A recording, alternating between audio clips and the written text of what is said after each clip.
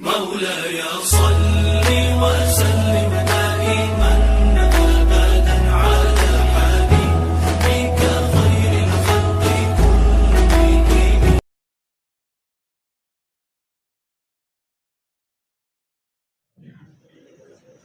الحمد لله رب العالمين، والصلاة والسلام على من بعث معلما إلى الخلق كافة، وعلى آله وأصحابه الذين كانوا أعمق الناس علما.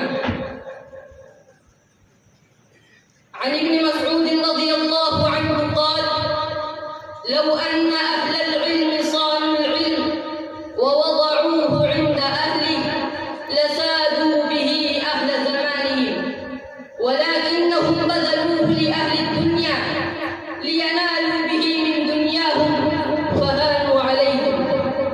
رواه ابن ماجه. وقد قال بعض القائل: العلم لا يعطيك بعضه حتى تعطيه كله.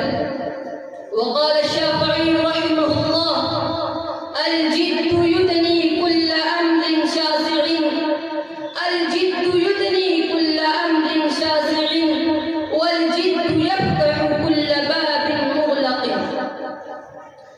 أيها الأصدقاء الأفاضل والأساتذة الأعاظم، من المعلوم أن الله عز وجل أكرم الإنسان بالخلافة في الأرض وفضله على الخلق كافة، ليس تفضيله بسبب إحراز المال أو إحراز الكمال، ولا بسبب الاتصاف بالحسن والجمال، ولكنه بسبب صفة من صفات الله عز وجل، وهو العلم.